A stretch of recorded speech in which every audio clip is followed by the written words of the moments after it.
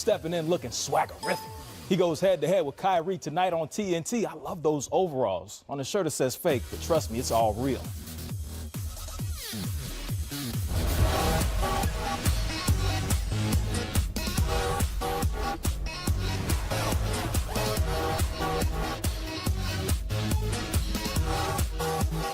Discussing the biggest stories of the day and setting the table for tonight in the NBA. I'm Ro Parrish, and tonight we're talking with the newsmakers, news reporters with opinion and perspectives. This is 10 Before Tip presented by Ford, and here's what we have happening in the NBA right now. Woj bomb, Adrian Wojnarowski reporting that the Houston Rockets are back in the Jimmy Butler sweepstakes. Daryl Morey and company pushing all the chips and reportedly offering four first-round picks, you heard me correctly, for Jimmy Butler. So now we got to get the info, see what's going on. We're joined now by Chris Haynes of Yahoo Sports, senior writer, who joins us on 10 Before Tip. You had the cell phone out earlier. What is going on? What is the latest with this whole situation in Houston? Have the Rockets got this desperate to where they're trying to mortgage the whole farm to get Jimmy Butler? Well, it appears so. Houston has been for a while looking for wing depth, making sure they can find another 3D guy. And you talk about 3D guy, I think Jimmy Butler is a little bit above that stage. He's an all-star, so he would definitely help. But look, 4 first-round picks in this proposed trade, and this deal is a massive package. It would be a massive package for Minnesota, and it's reminiscent of. It reminds me of 2013, the Brooklyn Nets deal with the Boston Celtics, where they gave up 3 first-round picks in that deal, and we saw who that deal ended up favoring. It was the Boston Celtics. So this was a bit of a stretch, but it also shows that General Manager Daryl Morey of the Rockets is going all in. And even if this deal was to take place, I was told there's nothing imminent as of right now. But even if it was to take place, then there's still the process of convincing Jimmy Butler to re-sign there. And so, but they're going all in. They want to compete with the Warriors right now, and this is one way of doing it for sure.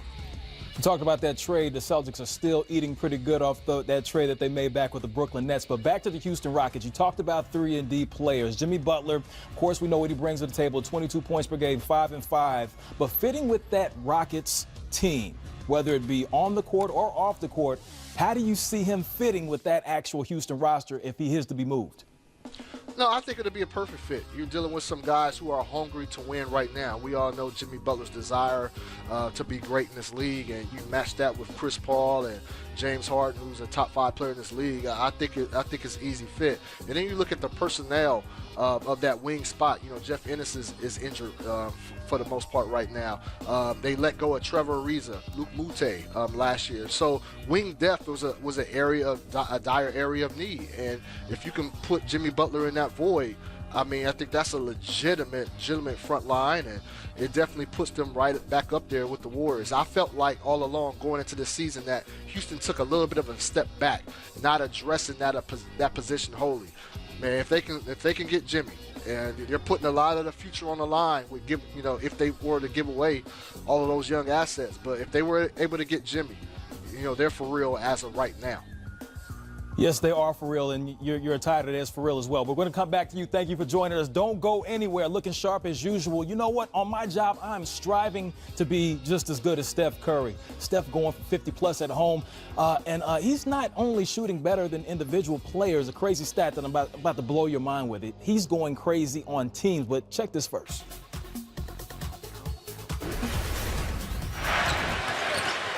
Steph 3.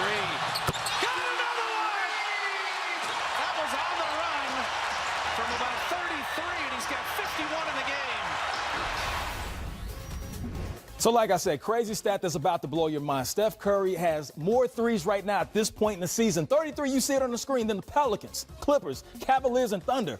Steph Curry with the shot, boy, getting it done. Now, that is ridiculous. 51 points in 31 minutes is impressive. Being a top 5 in all-time three-pointers made is impressive. Owning 3 of the 5 top performances in all-time three-point history is impressive. But is it coming to a point now where Steph is a victim of his own success and we're not necessarily appreciating him like we should? Oh no, that's for sure. I think if you look at all his heroics, look at I think people are becoming immune to just seeing these viral videos of him just shooting these half-court shots with little effort. He's becoming that great, and I think look, you look at the milestones that he's hit, particularly when you're talking about the three-point line. And he has a long way to go. Just turned 30 years old.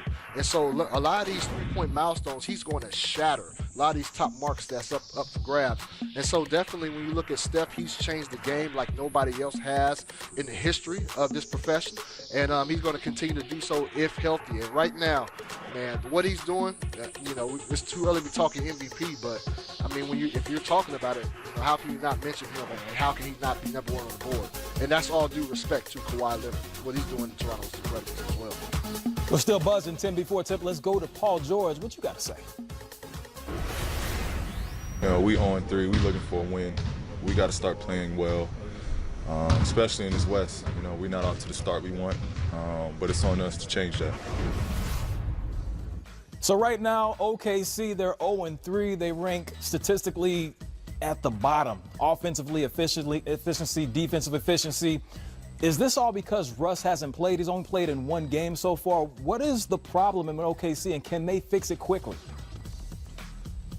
Well, defensively, yes, that's been a major issue. I've talked to a couple players on that squad, and that's one thing they pointed to was defense. But yes, you can't dismiss the fact that Russell Westbrook, the MVP 2 years ago, hasn't been there for the majority of this time, and so you got to think he's going to help. But if you look at that roster as a whole, they lack shooting, they lack space, and at some point when Russell gets some more games under his belt, I want to see if his game is going to adapt, because I think most people believe that his game has to adapt a little bit in order to let this OKC team take that next step. And when I mean adapt, just allowing other guys to facilitate, allowing other guys to just have more freedom out there on the court to do what they do. And I think once it gets to that point, that's when we'll start to see them flourish. But at the end of the day, I don't think many people expect OKC to be up there when you're talking about the top teams in contention.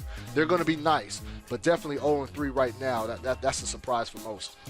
What's a little bit surprising as well is OKC are dead last shooting the three, shooting 23%. That's definitely not good. Someone who wears number 23 is LeBron James.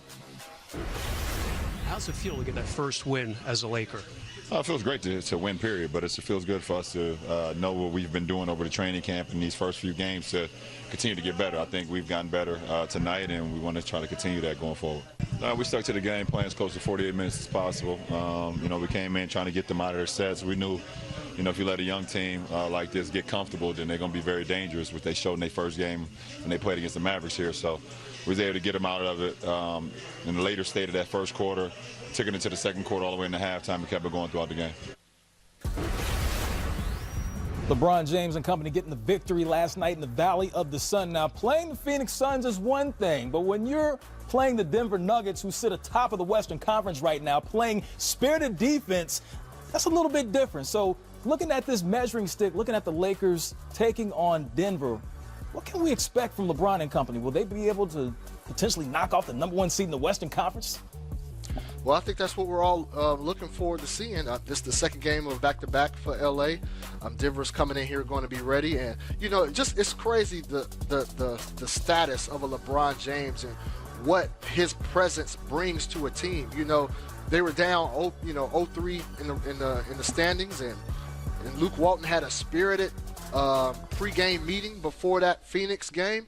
It just shows you the magnitude and the level of the scrutiny that a LeBron James team provides. And Luke Walton, I'm not saying he's feeling the heat, but it's a different beast out there with LeBron. So when you're coming back here in LA tonight, in LA, fans want to see production, and I think they're expecting to win. And I'm interested in seeing, and not just the result, but I want to see the fan reaction, because I was here for that last game when LeBron missed that game-winning jump shot in overtime, and you just started seeing kind of fans kind of turn. There's a lot of Kobe stands out there, and so it's going to be interesting to see how that evolves over time. Definitely will be interesting. Also, I like the production that you've been giving us so far on 10 Before Tip. Make sure you stick around. Don't go anywhere, okay? I'm Rip all here, Hamilton. my guy. Thank you. Rip Hamilton was the last Piston to score 50 points back in 2006. Biggity Blake dropped 50 Tuesday against the Sixers. Detroit basketball and more. Chris is coming back as we whoop around the NBA on 10 Before Tip, presented by Ford.